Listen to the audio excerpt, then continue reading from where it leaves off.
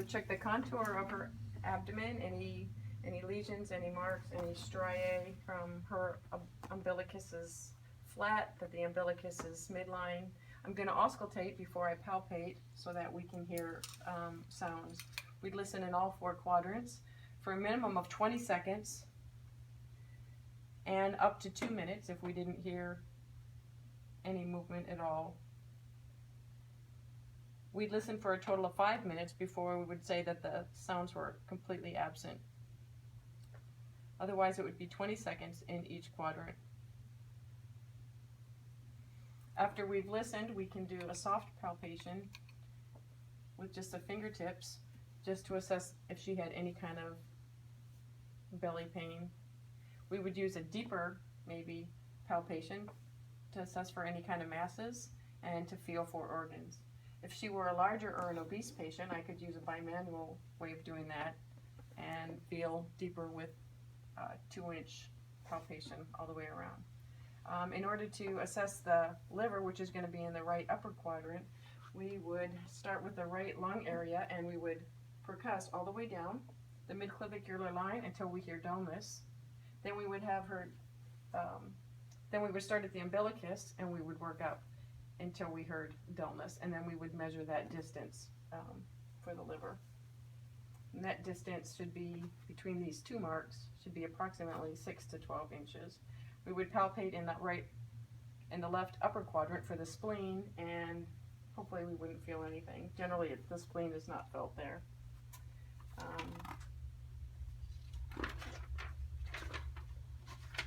While she's on her back, we could go ahead and feel for femoral pulses bilaterally, and we could also auscultate those pulses.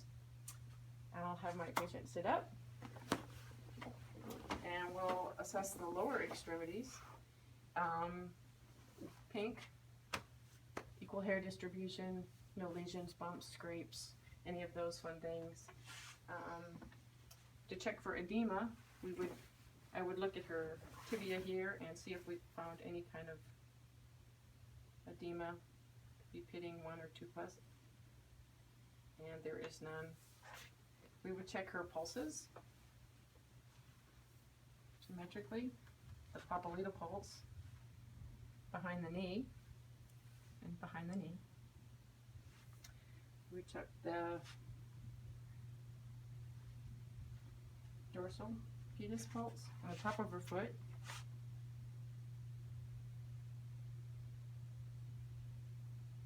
And the other foot.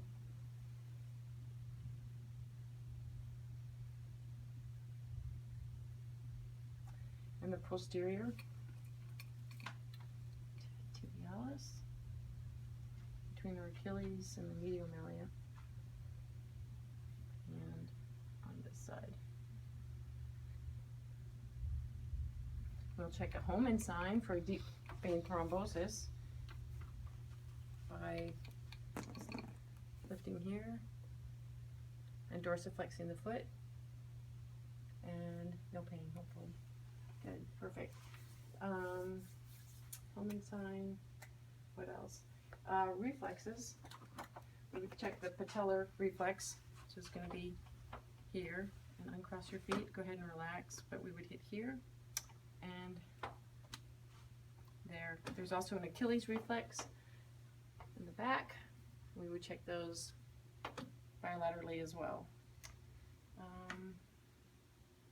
What else do we have on the lower extremities? The heel to shin test. If we can go ahead and see if you can rub your heel from your knee down to your ankle.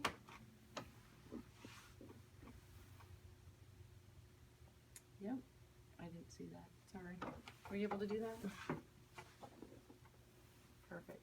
The thing we can check a Babinski reflex by doing our. Oh, how fun, huh? Yeah. Good. Do we want to see them curve and not flare? Flare on a baby, but not on Lizzie.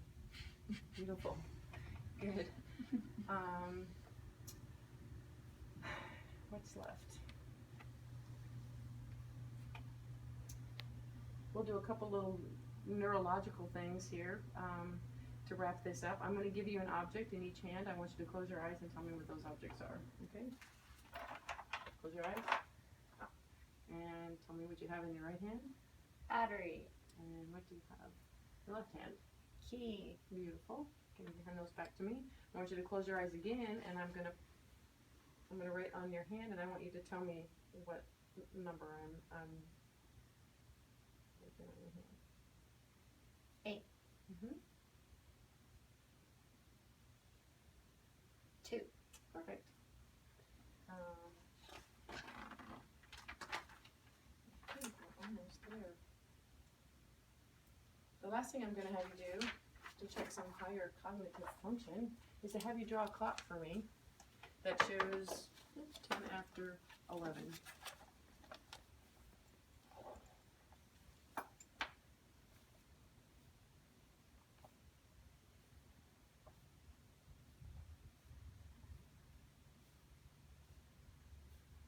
After 11. Mm-hmm.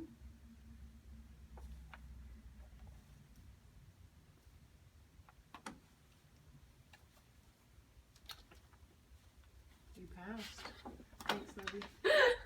We're done. Thanks.